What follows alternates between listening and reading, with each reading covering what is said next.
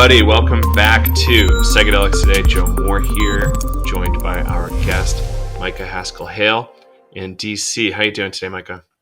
I'm doing great, Joe. Thank you very much. It's a real pleasure to be with you today. I'm very excited for the conversation. I'm really excited to dig in with you. And before we get rolling, just so folks know, you can support us by leaving a review on Facebook or iTunes or Google. And check out our classes. We've got a bunch of free classes at psychedelicEducationCenter.com and a full 9-week training program now called Navigating Psychedelics for Clinicians and Therapists. Micah, we just added some history stuff. So I missed a week because I took the last one. Right. So I think you'll probably actually get access to it, though, which is cool. Awesome. I think that's accurate. I'll press Kyle on that today. So yeah, stay tuned. And what else? I think that's it. Let's dig in. So Micah, you were a past student. Fascinating one. I was, I think I kind of forgot somehow your name while I was on Twitter and you were still a student of ours. I'm like, hey, we should do a podcast because I saw some of your activity. I was like, oh, this is actually really smart and we should definitely be doing this. But what can we tell folks about your organization before we kind of do more background on you?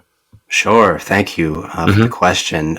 So the organization that I started up a few months ago now is called Healing, Equity, and Liberation, or HEAL organization.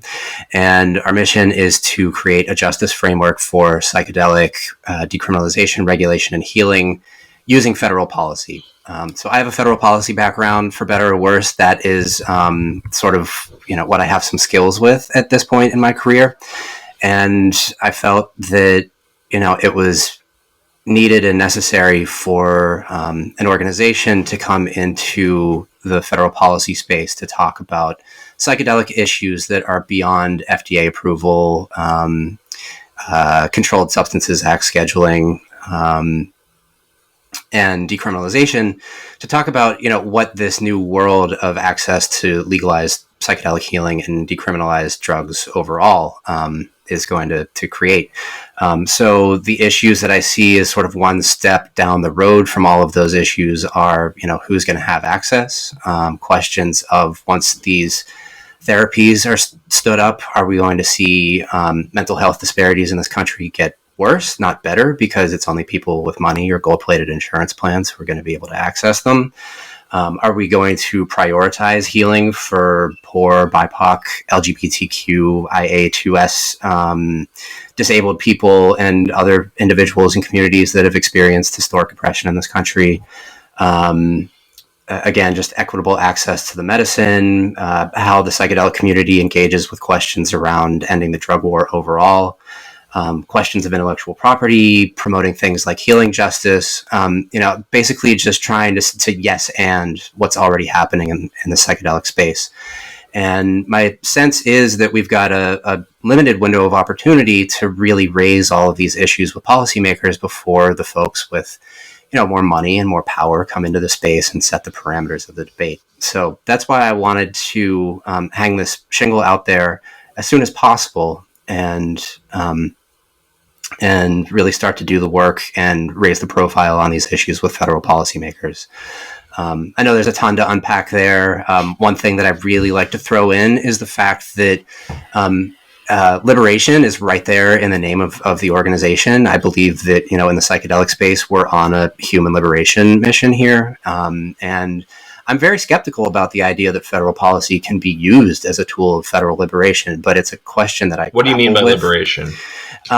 Like liberation of the human spirit from forms of oppression and building something new and beyond the current modes of how we try to control people socially. So tearing down things like white supremacy, colonialism, patriarchy, and what we build from, hopefully, someday, the ashes of these systems of social control and oppression. And when I talk about it that way, it seems actually pretty obvious that federal policy isn't really the right tool for this, but I wonder if it can be a tool, if we can maybe fashion some new tools out of federal policy to help people who are doing this kind of work in the community take their work to the next level, reach more people, and spread psychedelic healing as far and as wide as possibly it can be spread. Right. There's a lot there. So let's put a pin in that. And I want to come back to liberation, because I'm thinking of all sorts of things, from prisons to peyote access issues in the Native American church world. So let's talk a little bit about you. How do you like to pitch your story? Right now you're living in DC, so you're in the middle of it. DC proper? Yep. Nice. In Northeast DC. About as close to the Maryland border as you can get. But yeah, in DC, it's very neighborhoody. We love it here. Got a wife and 2 kids, and very full life. It's lovely. Yeah. And how did you become interested in psychedelics? Was it based on some of the previous work you were doing, or just people you were hanging out with, or how did that play out for you? My interest in psychedelics goes back to probably the early or mid 90s, when those of us who were on the newly created World Wide Web were using web crawler and Netscape still. I was on Arrowhead and the Maps website and what was called Lyceum at the time, and just trying to absorb, like so many of us were at the time, any information that I could about psychedelics. And I was on that information seeking journey for many years before I engaged with the medicines myself. And that happened in the late 90s.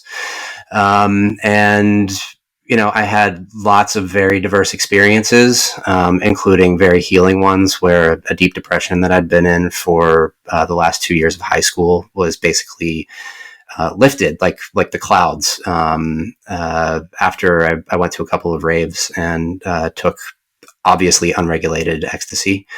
So I know a lot about the healing potential of these medicines. Personally, I couldn't keep it together on an individual level, and kept getting into darker and more risky behavior over time, which eventually landed me in long-term recovery. So that's another piece of my story that I really like to bring into the conversation, because my belief in the healing potential of psychedelics is so deep that even with some of the sort of social pressures that I feel from the recovery community, I still just felt it was imperative to get into this line of work and try and do anything that I could to help spread the availability of the healing and the medicine. For the longest time, based on my experiences growing up in Pittsburgh and going to the Pittsburgh public school system, I've been very interested in issues related to racism and white supremacy and some of the worst manifestations of those issues in this country, which are found in the criminal legal system and cops, courts, and jails and prisons. So you actually observed like all sorts of pretty nasty stuff in the criminal justice system, police in Pittsburgh yourself? Some of that, but more so it was that the public schools that I went to were basically places where multiple schools existed inside of one school building. And for those of us who looked like me, we could basically get away with almost anything that we wanted to, and generally be thought of as individuals and basically good kids, and maybe get in some trouble, but end up back in our advanced coursework and college pipeline and all of that. Whereas on the other hand, for kids from Black neighborhoods and neighborhoods that were more poor and working class, they just got chewed up and spit out the second that they quote unquote stepped out of line. And so many good kids who, I had experiences with who, would like have my back if I got into a bad situation or something like that. One of them I found out a couple years after we graduated from high school, was shot and killed. Our freshman class was about 500 students, and by the time we all graduated, I think it was just over 200. That was the graduation rate.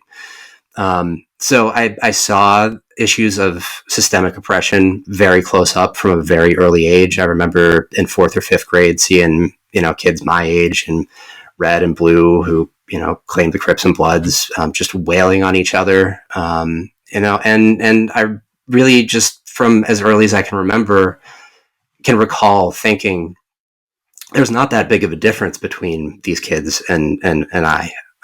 Like, we're all human. We're all very much the same. So there's something going on here that is warping our experiences and our life trajectories, and that's external to who we are as individual people. So I was very interested in social policy and social change, and started working at the American Psychological Association. It was the first job out of college that I had that I felt really good about. I was working in public interest policy there related to children's mental health, juvenile justice system reform, and then ultimately started their first federal policy portfolio on criminal justice reform right around the time that the last big federal criminal justice reform bill went through a few years ago in 2018, the First Step Act. And then from there, I actually started the first national coalition focused on federal policy issues at the intersection of mental health and criminal justice, which gave me some experience in coalition building and coming up with policy proposals that lots of different people with different interests could buy into and sign on to. And then I started working at the Vera Institute of Justice after that, where I was working until I started HEAL a few months ago. Vera is kind of a soup to nuts national nonprofit working on criminal legal system reform and immigration reform as well. My portfolio was federal policy, mostly related to trying to get people out of jails in this country. And there's a lot of really interesting dynamics under the surface around jail incarceration right now that I don't need to go into, but it's just, I think, fair to say that that's kind of a hidden layer of the criminal justice system, and it destroys people's lives if they even spend 24, 48, 72 hours in one of those facilities. So I spent a lot of years thinking about how to try and affect change on these issues through federal policy, seeing a lot not happen, running into a lot of walls, and it's not that I lost hope for that kind of change through that kind of avenue. Obviously, I'm staying in federal policy, but what really struck me was the potential for psychedelics to change hearts and minds and change the field of what's possible in terms of affecting these social changes that, I sort of have a lifetime passion around. And wanted to go farther upstream to make the healing and the medicine more available for more people, go upstream again to where hearts and minds are kind of up for grabs, and again, change the field of what might be politically possible or possible in the policy space. Well, I love that. It's good stuff. Seeing gang activity at the high school age, that's pretty wild. I know a number of people I was in school with were close, right on the edge of joining up, but it was never really that dramatic, because I'm living in the suburbs, multiple towns away from town cities with bigger activity. Yeah. So thankfully I had a little bit of space. Maybe it's thankful, but I didn't really notice it until later, really. And it's tragic, right? How much harm is done in prison, how much is done just by being afraid of police all the time. I'm still afraid of the police, but I'm still a white man in America. So low priority, I guess, for them. Yeah. But, every single day that adds up. But how does this relate to psychedelics, right? So it's a whole ball of wax. And it might seem a little obtuse, but it is related, right? So we're talking about healing. We're talking about your organization, HEAL. And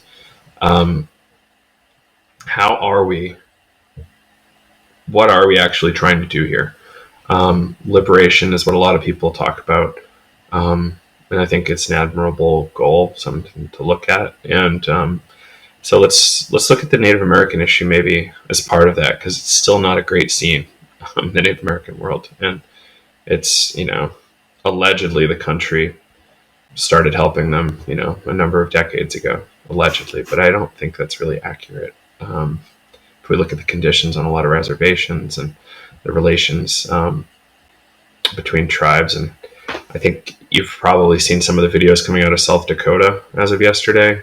It's looking pretty gnarly up there. And Not to mention Native American church is still, while it's legal, it's still highly regulated. Like, to an awkward degree, ayahuasca churches seem to have more freedom than Native American church does, and that seems a little off to me. For instance, only a handful of people are licensed to be able to harvest peyote and then to distribute to the rest of the Native American church, and it's an outrageous bottleneck, legally speaking. I don't know. Do you have any points you like to hit on the Native American topic around liberation? Yeah, I mean, thank you for that. I just want to be real upfront and say that I'm not nearly as well versed or haven't had as much exposure to these issues. And there are some folks in DC working at the federal level who are doing great work on these issues, like our colleagues at Plant Medicine Coalition over there, Melissa, Molly, Leah Roman, and others. They're working closely with Native American Church on some of these issues. But obviously, the history of oppression and genocide and theft in this country related to Indigenous people is tragic. Yesterday, from when we're recording right now, is Indigenous Peoples Day. And, I'd like to take some time to reflect on what's happened in our borders and in the name of nationalism and growing the economy and the power of the United States, and also, try to figure out what Heal can do, what I can do as a white person that, is desirable and is going to create better outcomes and not be at risk for creating more harms too. And where I've come to on questions of justice for Black, Indigenous, and other people of color is hopefully if I have an opportunity to say something to policymakers about issues that reach these communities and affect them, that maybe I can give them the megaphone, or that the priorities that we need to pursue at Heal will be informed by their perspectives and input from our colleagues and friends from those communities. So that's kind of where I land on a lot of that. And also there are issues related to, what has been called the psychedelic IP land grab, where there are indigenous medicines and technologies that there are private entities out there trying to claim intellectual property on now. And I think, other people have made a lot of great points about the kind of harm and damage that does. I think maybe at a spiritual and emotional level for people from indigenous backgrounds, seeing these kinds of things happen, and then also to capitalize on monetizing these medicines and technologies without giving these communities and people an actual voice in the process, and not in a token way. So there's a ton there, and again, I again less well versed and just haven't been as exposed on these fronts as I have to some of the other issues. Mm. Right. Yeah, the idea of patenting ayahuasca seems really goofy to me. Trying to patent methods for how to run sessions seems a little goofy, especially when it infringes on the way people have been doing it for hundreds, if not thousands of years. And yeah, it's really, really tough. And yeah, you're right. Like, what does that do to the psyche of these individuals that these organizations are able to just steal and appropriate in a weird way? We've just stepped on and smashed the agency of indigenous peoples for hundreds of years already as colonialists. And to see any of this happening in the psychedelic space is unfortunate, because I think, I at least see myself this way, and I think a lot of folks in the space see themselves as very interested in helping and trying to create a new world, if you want to get all Terrence McKenna about it, moving beyond this dominator paradigm that we exist under. So to see the exact means of capital exploitation and exclusion and extraction used within the psychedelic space is feels kind of tragic. I don't think it's an overly strong statement to say that. So a few things that I like to bring in when we talk about IP, and maybe you heard me say this before, but it's kind of like a weird paradox that I've not really sorted yet. Like, how many lives have been lost due to IP, and how many lives have been saved due to IP? It's a really, really, really difficult question. Because, I have many friends whose lives have been saved because pharma did their pharma thing and patented certain kind of medicine. And, sometimes I feel troubled by IP, and sometimes I'm like, okay, like, thank you, XYZ Pharma for doing that, because now my friend has 20 more years or something. Yeah, and not to mention all the people who have survived from various, cancer treatments, right? Like, I have a lot of family. I think cancer's been the number one killer in my family for a while now, and I've actually been able to spend a lot more time with some of those people because the cancer meds worked. And I'll probably get some shit for saying all this because people are like, pharma's the worst, or drugs are all bad. That's a really consistent trope in the psychedelic world. Unless it's plants, it's evil. I'm like, sure, but maybe we live on different planets, I guess. So it's just a strange paradox, right? So I think there's some sort of appropriate IP, and then I think there's some sort of inappropriate IP. Like what Compass did with hand-holding, etc., obviously inappropriate. And, they just applied for a patent. It's not like they were granted that. And people, I think, don't necessarily follow that nuance most of the time. Mm-hmm. And then, I think somebody's had a patent on ayahuasca for 15 years now. Once you start digging into like what has been patented, it's quite fascinating. Paul Stamets has a lot of interesting patents related to psychedelic stuff and cannabis stuff. And we don't really talk about that at all. But we, pick certain folks to demonize. And I think we've got to be really careful and really understand what we're doing when we damn certain people and groups. Because we don't want to make mistakes. I run my mouth because I'm a podcast host and it's like kind of my job, right? And a teacher. But, if I was a politician or a legislator or a lobbyist, like I'd be a lot more specific about my choices.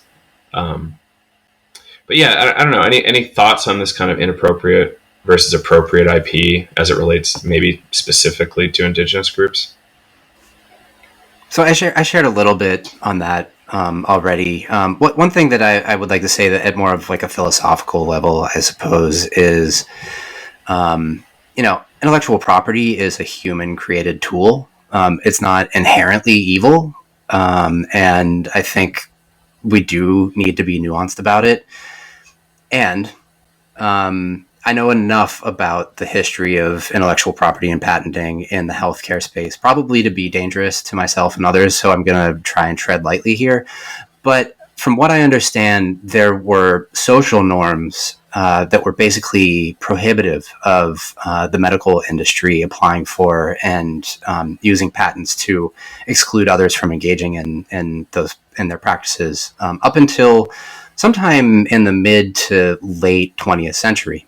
There's a famous story about Jonas Salk creating the polio vaccine, and someone, I think a reporter, asked him, well, who owns this? Is there a patent? And he said, could you patent the sun?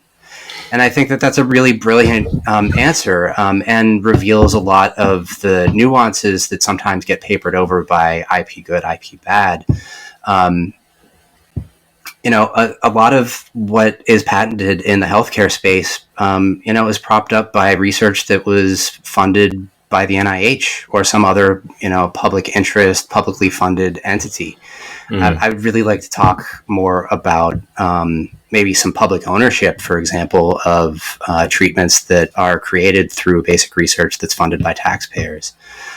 So there's so much to dig into. This is a classic Noam Chomsky example that he uses about like the 747 and like the airline industry profiting from government funded innovation. And yeah, Lockheed and all the airlines now get to benefit from essentially what we paid for in public, taxation. I mean, the internet and ARPANET and everything. I mean, and now it's just monetize every possible iota of information that you can.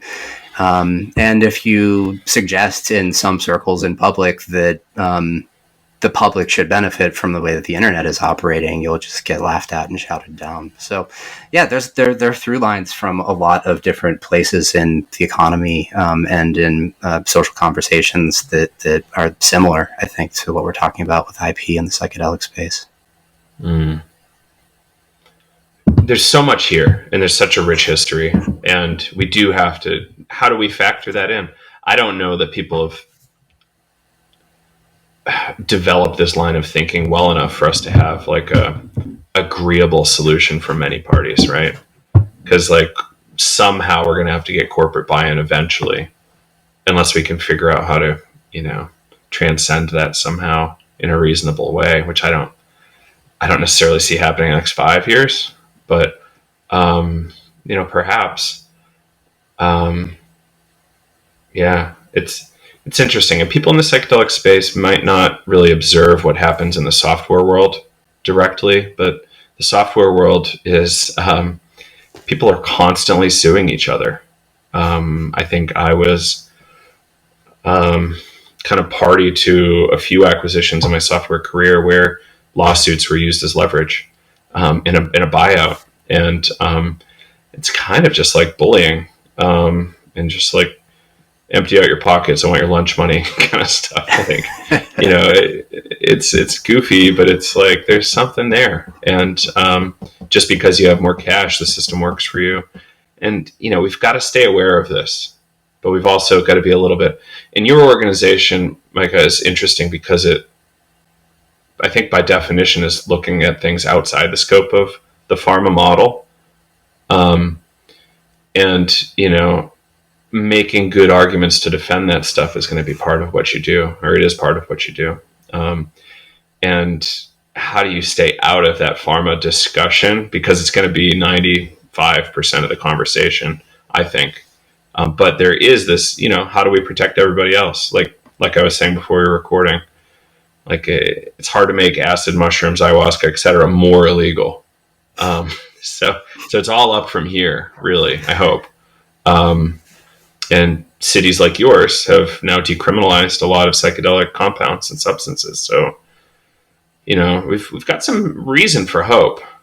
And, when we see Compass do something, we have an emotional reaction without necessarily knowing what the consequences might be. And maybe that's it. Because it's unknown, we have a kind of a really serious reaction to it. Yeah. A ton there, and I don't necessarily see what Heal is doing as completely separate from the FDA approval process.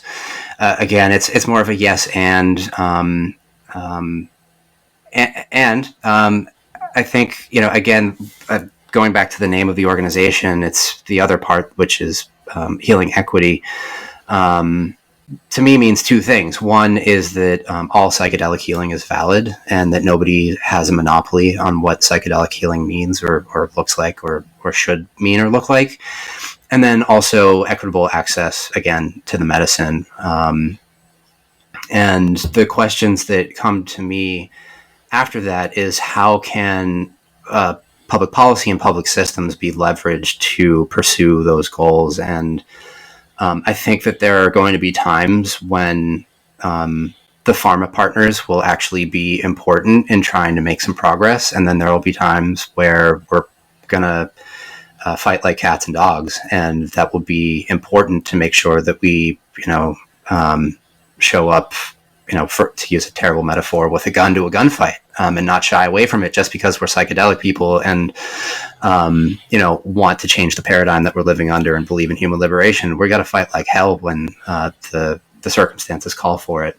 But in places where I think there might be some opportunity for real collaboration and sort of rallying around the flag, include things like improving access and making sure that everybody can get access to the healing who wants to get access to the healing. And the question for me is, how do we use public funds to achieve those ends? But what would be a real tragedy is if only certain types of healing modalities end up being paid for through public funding. So to me, the question is, how do we get a public insurance program, for example, like Medicaid, to cover the widest possible range of services provided by the widest possible range of providers in the widest possible range of settings? And what I see happening in Oregon, for example, really gives me a lot of hope for what may evolve in the future. For example, they decided, the Oregon Psilocybin Board decided that they would allow outdoor facilitation. So that means that under legalized psilocybin-assisted therapy, there can be groups that go out into nature, as long as there's a certain ratio of facilitators to clients, and do the healing work out in nature. And I think that that's a beautiful, amazing thing. So, and then to me, the question is, how do we deal with things like the time, space, and financial barriers that so many people face to being able to take full advantage of this healing, and use public policy to attack and deconstruct those barriers as well. What do you see as like a first step here? Like, this is obviously ambitious, right? Yeah. So it's everything from like, some sort of smoke DMT ritual that could take, less than an hour. Or it could take, multiple weeks of sort of pseudo inpatient situation, right? But what are you thinking? What are you coming up with lately on how to move this forward? So thinking about how to build the case that it makes sense for both public and private insurers to pay for these services. So how do we start to grow the evidence of effectiveness in terms of health and wellness outcomes, as well as financial outcomes, so cost-benefit analysis as well. And I think Oregon, for one, offers a really interesting natural experiment and a lot of potential there. I'm not sure that this is even in the cards, and if there's anybody who's a Medicaid expert out there who happens to be listening to this, they might be hitting their head against the wall. But one thing that the Centers for Medicare and Medicaid Services does is they allow states to waive Medicaid rules to study whether certain novel approaches to health and wellness are more effective than current approaches, and if that can possibly save the Medicaid program money. So one of my big dreams for the next maybe couple of years is getting the attention of folks at OHA, the Oregon Health Authority, and others out in the state. Maybe try and find someone who's working on health economics at a university out there in Oregon, and try to figure out if there's a way to push the state into trying to get a waiver from the Federal Medicaid Authority, and see if we can study the possibility of not only using psilocybin-assisted therapy for treating mental illness, but also for maximizing outcomes for well people too. I can see a lot of real potential there of people who are going into, for example, community health centers to potentially be randomly assigned to traditional mental health promotion programming versus psilocybin-assisted mental health promotion programming or something like that. And just, again, start to develop the data and make the case. And obviously there's a risk there. The risks are many, I think. One is that we overexpose the work before the public appetite is really there, and there's a huge backlash. And then also, what happens if we get to the other end of a big study like this and the data aren't as good as we thought that they would be? And I think that this is a really potentially historic moment, and we need to have the confidence to just go ahead and say, like, this is worth putting out there and trying to work in as many different ways to spread the healing and the medicine to, again, everybody who would like to access and experience it. And then once we do have one state that's been on board, it gets easier to convince other states. There's, I think, a little bit of FOMO that happens in policy change at the state level.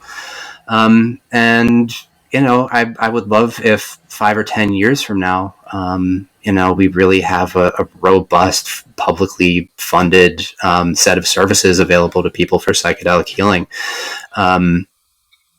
Again, lots of risks, lots of question marks. A lot of people need to be involved. The next step for me and for Heal on this front is to try and make some additional connections with experts and the Oregon Health Authority out there in the state, and just kick the tires on it.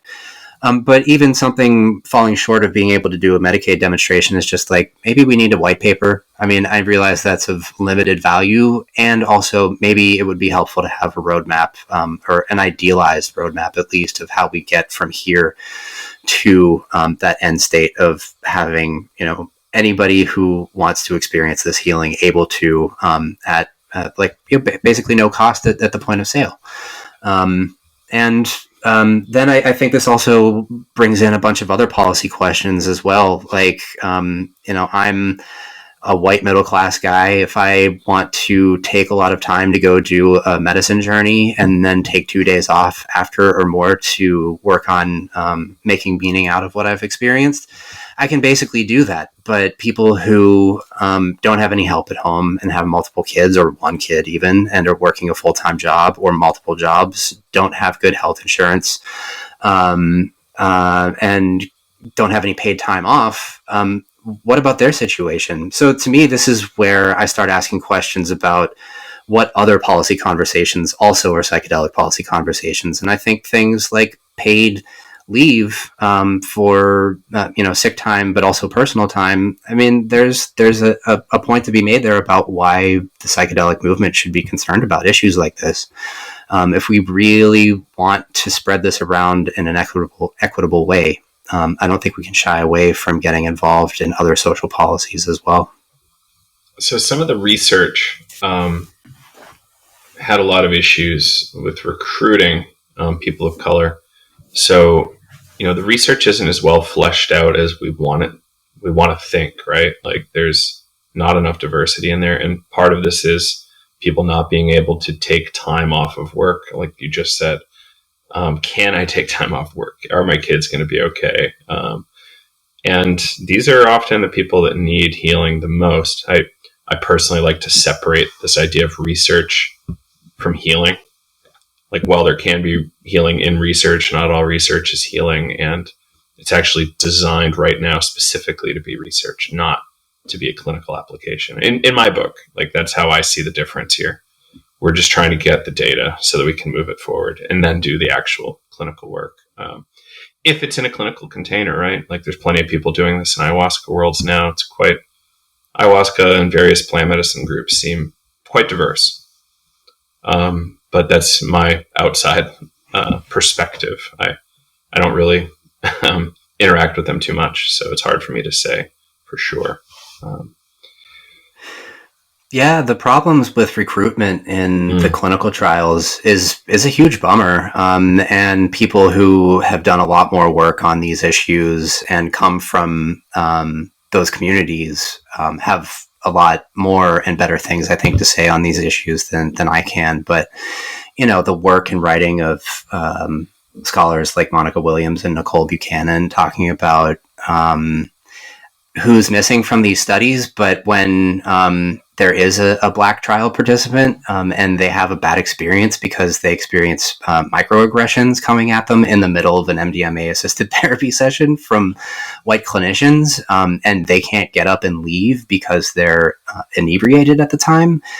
I mean, we need to think long and hard about these things. And I think where I have been coming down on the side that I've been coming down on around these issues is let the people from these communities figure out what they want, and then as a hopefully skillful white accomplice and co-conspirator, support the creation of those kinds of approaches and what is being asked for from those communities. I just kind of want to put in a plug here as well. You mentioned that there are communities and people in this country from certain backgrounds who may need the healing the most. And, there's been great work done and written about on, healing from racial trauma through the use of psychedelics. And it's beautiful work and beautiful writing. And as a white guy, I know my experience. And I just want to say that I think that there's really tremendous possibilities out there for white people to deal with our racial shit through psychedelic healing as well. There's the whole concept of white fragility and the shirking away of confronting issues of race and systemic oppression that is, a common experience for white people. The way that we, I think, as white people have internalized trauma that is premised on white supremacy as well. Maybe obviously not in the same way as Black or Indigenous or other people of color. But the way that, for me personally, I'll speak from my own experience. There are proper and improper ways to act. I think those come out of centuries of lineage of trauma from our ancestors, and now those ways of trying to be staid and proper people have also fed into the systems of oppression and white supremacy that exist in this country.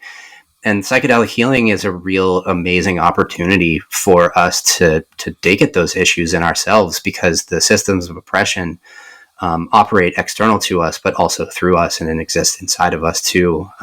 And so while we're on the subject of the potential use of these medicines for racial healing for people who are from BIPOC backgrounds, I just wanted to add that to the heap, because it's something I've been spending a decent amount of time thinking about recently. I love the idea of, it's to make a better world, we have to heal ourselves as well, right? And often it's most appropriate to put your oxygen mask on first before you try to put it on others. And I think there's a lot there. We can make a lot of missteps if we don't. If we're not doing our own work, quote unquote, which I feel is kind of an overused term sometimes, but it's also helpful. Yeah, I mean, even just the last couple of months, I've been joking with people that my job is basically just to have nonstop inspiring conversations with amazing people, which is basically what I've been doing for the last several months. Mm-hmm. And I've had to confront my own lingering threads of white saviorism bullshit too, and really stepped in it in a couple of conversations with people who fortunately were very generous in the way that they gave me feedback. But it's really made me realize the way that I want to try and provide and embody leadership in the space. And that's about trying to lift other people up as much as possible, realizing that I have expertise around my own experience, and not try to own expertise around the experience of other people who are identifiable by the color of their skin or some other type of background or community experience. So I don't think that it's an overused phrase. I think, I'd like to, again, think about how to be a good accomplice and a skillful co-conspirator, and help create the outcomes that I hear people asking for, instead of thinking that I have any real good insider knowledge into what people who don't look like me and have different experiences of me want and need. And can I sort of roll Please. that into something else about the work that Heal's doing? Mm-hmm. I'm really excited about this. Working with, again, I already name checked them once, but I'll say them again. The Plant Medicine Coalition folks, who were the driving force behind Decrim here in DC as a ballot initiative last year. So huge shout out to all of the great work that they're doing. But we are working together, HEAL and PMC, to create what we're calling the National Council on Federal Psychedelics Priorities. And basically what we're doing is reaching out to people who have demonstrated and shared commitments to things like equitable access to the healing, justice, community healing, making sure that the healing is available for historically oppressed people, again, trying to tear down the barriers of time, space, and money so that people can access the medicine, things like that. And just bring, hopefully a few dozen individuals and who are expert in these areas and organizations around the table together to come up with a set of affirmative federal policy principles for what we want psychedelic policy to look like. This is going to be, a real laundry list, and it's going to be very aspirational. And I keep saying it's going to be our true north as a community for what we want federal investment in psychedelic policy and practice and programming to be. And it's not going to be a document that will be actionable on every front, but I do think that there will be pieces of it that will be immediately actionable. So step one is to convene all of these folks around the table, come up with our consensus principles, write the document, sign on to it, reach out farther and wider for additional sign-ons from folks in the community, and then start the work around outreach via traditional and social media, and then figure out what we want to work on first from our list of priorities and start to do some real federal, I would say grassroots, but I think mycelial advocacy is more appropriate given the content here, and start building that muscle and start building those relationships with federal policymakers, because we're going to want and need things from them in the near future. And it's usually a lot easier to have those conversations if the relationships have been established. So I see this as a power building exercise. The writing of the document is kind of for us as a psychedelic community.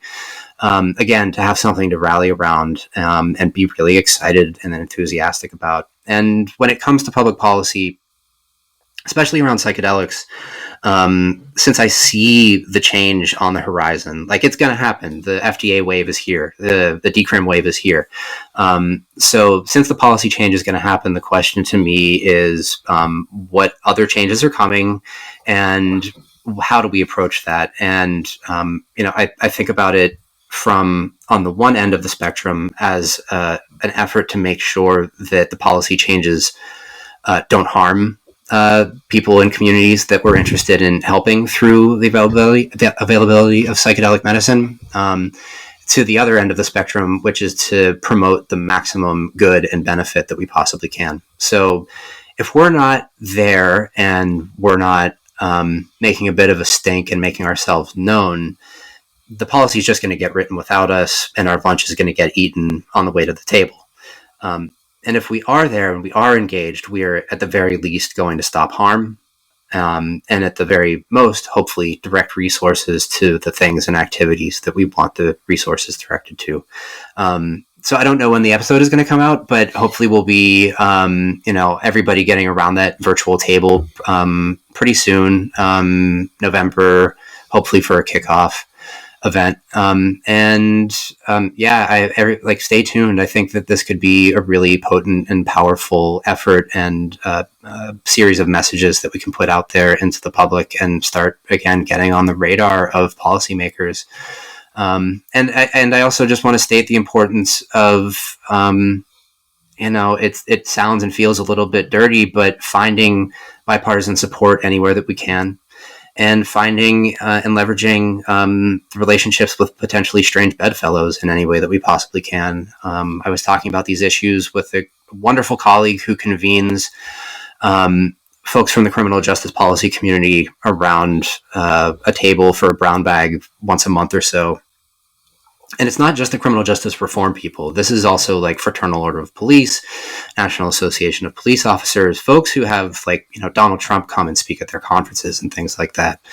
And she was like, I think that maybe some of these organizations might be interested in what these, methods of healing could do for their members.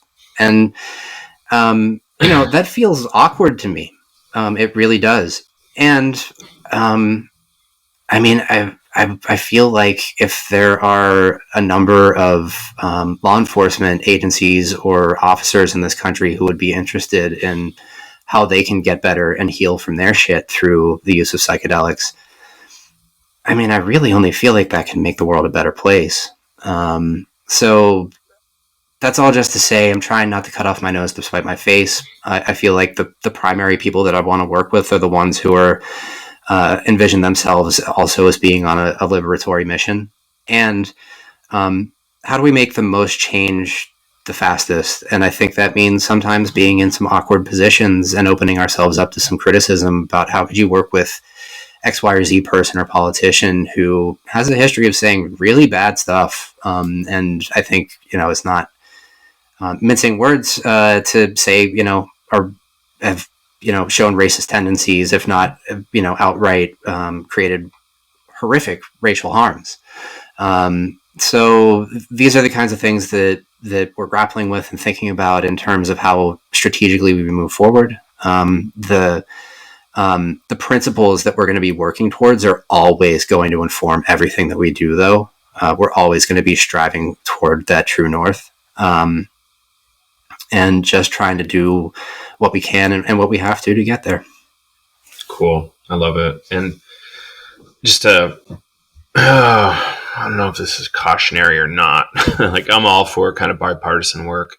But we have to be aware that, Charles Manson was out there. Process Church was out there doing kind of wonky stuff.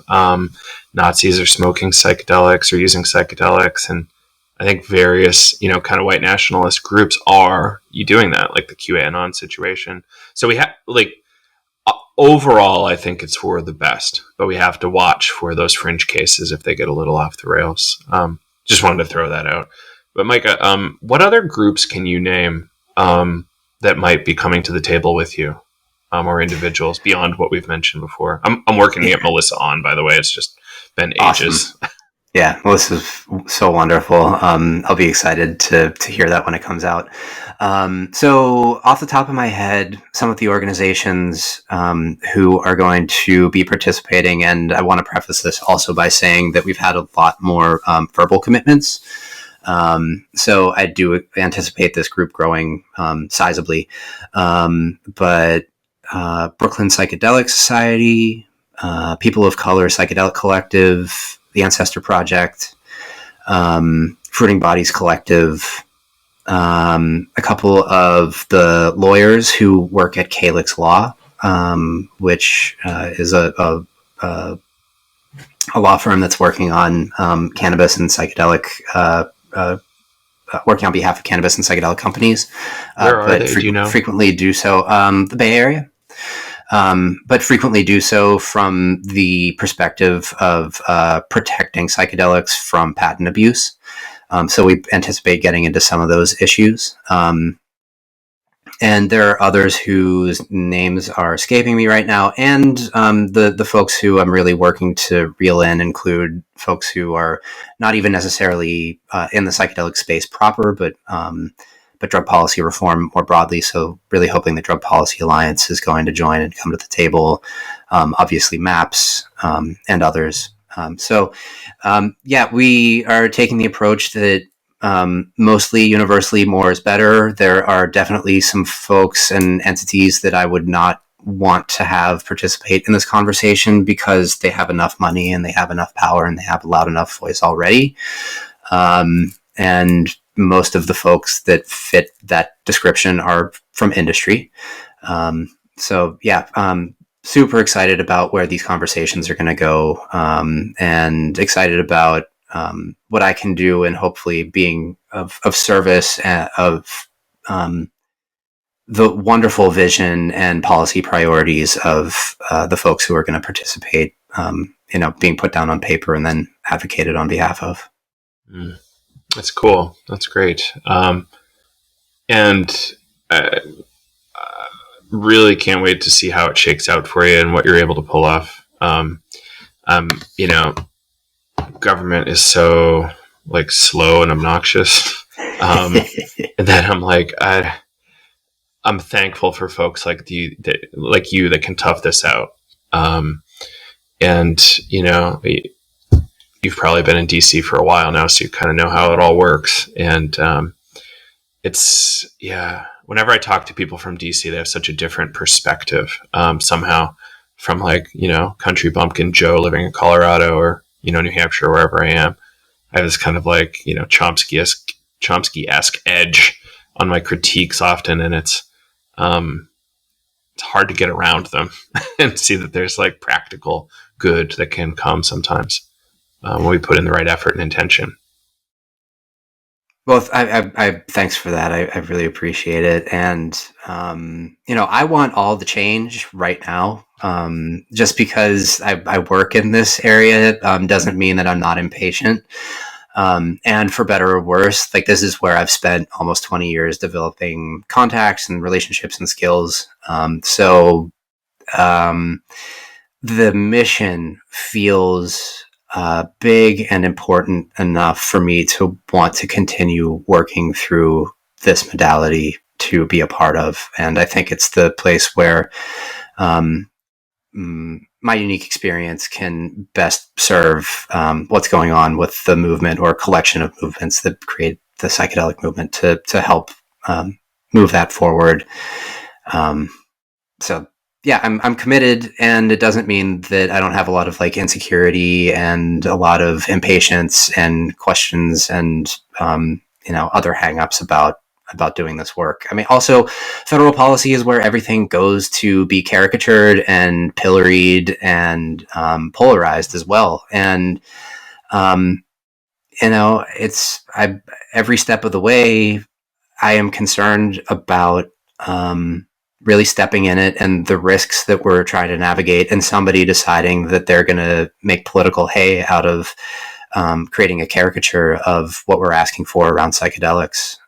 So I think that moment probably is coming. I mean, it's going to happen at some point. Fortunately, we haven't really seen it yet, even with AOC going to the House floor to offer an amendment to the federal funding bill to do things to remove barriers to psychedelic research. We still haven't really seen that specific effort turned into something to be tarred and feathered.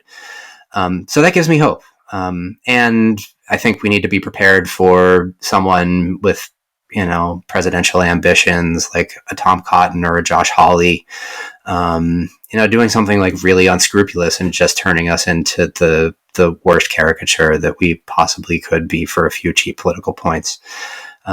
So yeah, I mean, I hate to say risk management and psychedelics in the same sentence, because so much of, I think, psychedelic use and healing is just like expression of the wild side of human tendencies and human nature. And also, we're professionalizing the space, and this is part of it.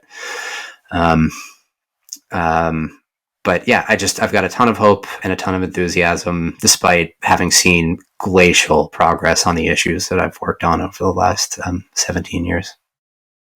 Well, yeah, thanks again. And it's really, it's going to be crucial, what you're doing, what we're doing, all these different groups trying their best to steer this thing in the right direction. And like, I really hope we can do it. I hope more people can get access when they need it. I'm a big fan of the single payer concept, and we're still pretty far off from that, so someday, yeah. And the more groundwork we lay, more bipartisan groundwork we lay, the better. Like, yeah, I think law enforcement against prohibition would be an interesting ally. I've been working really hard to get them on the show. Somehow my email's so backed up, I keep dropping the ball, unfortunately, even though they're one of my favorite groups in the space. Yeah. I hope that they're going to also sign on to be part of this national council as well. One of the folks whose names I omitted in that list earlier. But yeah, I would love to hear what they would have to say in this context, because they've been so instrumental in like SB 519 and other efforts across the country. And their staff are amazing. And they are not necessarily broadly representative of the field of law enforcement either. They're pretty radical as far as law enforcement goes, and so critical to have their voice be part of these conversations, because at least it is, a big, decently well-funded law enforcement entity out there who's like, we need to just call shenanigans on the war on drugs. Like, this is, I mean, we talked about the big commemoration earlier this summer, 20 years after 9/11. Well, something else happened that we had a big commemoration of earlier this summer. It's 50 years of the contemporary manifestation of the war on drugs. And I would say that maybe the drug war apparatus has changed America more and more for the worse than even what happened on September 11th. That's quite the observation. And more Americans have died, 3,000 or roughly in 9/11 specifically. Yeah. And then, like gazillions, not to mention incarceration. And I just don't believe that psychedelic healing can reach its full potential inside of this broken social container where these systems of oppression are just running roughshod over entire communities of people.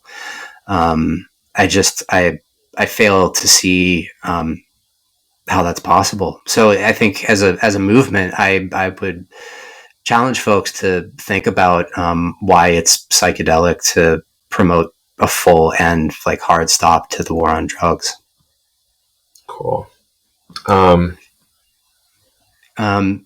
Anything else you want to mention before I ask you a kind of closing question? Yeah, go for it. Sorry. Yeah, just two other things to mention on the federal policy front that I think are other reasons for hope in the space. One, the DEA just had a call for comment on their production quotas for Schedule 1 and 2 substances. And they increased their proposed quotas for psilocybin and psilocin, something like, I think 20 or 15 or 20 fold for the coming fiscal year. So the federal government and the DEA are aware of... Is this the feds manufacturing it, or is this like... this is allowing manufacturers to produce the substances. So, they give sign off for certain vendors to produce and then distribute controlled substances. It's a start. Yeah, it is. It's a start. And I think, reflective of that, and that reflects an awareness of the need for more research with these chemicals. But then on the congressional side, again, a shout out to our Plant Medicine Coalition colleagues, but they were instrumental in getting some language into a report that accompanies the federal spending bill that says that Congress thinks that the NIH should use their funds and resources to study more about psychedelics in the treatment of PTSD and other mental illnesses. So, we are all sort of waiting with bated breath for the finalizing of the spending package for what is now the current fiscal year. But Congress, as they do, kick the can down the road. It'll be December before we know if we're really getting an actual new funding bill, or if they're just going to have, last year's funding bill be the one that covers this year's spending. But if they are able to pass a new funding bill, I think, folks are feeling very confident that language will be in there, which will be, that little thing is not a little thing to get in there, but that seemingly little thing can change the world. If NIH, is being told by the legislative branch to fund psychedelic research, that's an accelerator. That's a force multiplier. Other tortured metaphors. Mm-hmm. Wholeheartedly. All right. So where can people find your website and socials? Thanks for that. So the website is www.heal-org.com. We're thinking about how to become a nonprofit, but till that time, that's our website. And then Twitter is twitter.com/heal_org. And then Instagram, I actually don't know the URL off the top of my head, but I believe it is healing.equity.and.liberation, because they just take your username and make that the handle. Right. It'll be all in the show notes for awesome. folks if you want to find that. Cool. Now, kind of like a selfish question, of course. I love it. Bring it on. Yeah. Kind of interested in anything you might want to share about your experience in class with us with navigating psychedelics. Yeah, of course. it was a great experience. And obviously, I'm not a clinician or practitioner. And the reason that I wanted to go into the class was because what is happening at the cutting edge of practice and what people are doing out in the field, I think, is what is going to be important in policy conversations in the coming 1 to 5, 10 years. So I really wanted to get as close to that bleeding edge as I possibly could and learn as much as possible about what is going on out there in practice. And I can say that that's exactly what I got. From the videos that were the Psychedelics Today staff, you and Kyle, to the master classes. I just really felt like I was getting in there with the best experts in the field and learning about what they're concerned with and what they're doing that's really amazing and groundbreaking and revolutionary. And to me, that informs, so much of how I'm going to think about what I want to do and how to approach that work in the coming months and years. So I got pretty much everything that I wanted to out of the class, for sure. And I think part of it was also the camaraderie with the other students. And one thing that I loved and saw in so many of the folks who I was in the class with was just this like hunger to use psychedelics to make the world a better place and to like change the paradigm that we're living under. And that's one of the things that like I've been thinking about since the class too, is like, there are folks out there in the clinical and practitioner world who like want to do more on the front of racial and indigenous justice. And how do we give more tools and resources to those folks, especially those of us who are white? So I've been thinking about those questions, and maybe Heal might at some point have something to do or say, or some program to stand up that could maybe offer a social justice lens for folks on the practical side of the psychedelic movement. So more on that, and I turned that into a self-serving answer, but thank you so much for the question. And yeah, it was a real privilege to be in the class with you guys. Yeah, thank you, Micah. It was fun having you in there too, and it's inspiring to get to see all these students doing so much cool stuff. The amount of nonprofits and businesses coming out of our courses is kind of crazy. Awesome. It's like absolutely not my intention when I started this thing at all, but I'm loving it. Just seeding the ground everywhere you go. That's amazing. Yeah. I mean, no, thank you for what you guys have built, and thank you for having a passion for helping folks, meet their goals and help other people. And I just see it in your work, and I'm really grateful for it. Yeah, you're welcome, and thanks for saying that. Yeah, you're welcome. And I did find your Instagram here, and you're right, it's super long. But healing_equity_and_liberation. Or if you just search Heal organization, you're going to find it too. Yeah, it's kind of like the soft name versus the like more firm handle. Yeah. So, Micah, thanks for doing what you do. And please do keep us posted. Want to follow it. And I may be in DC more. There's a chance. So let's link up and see what we can do.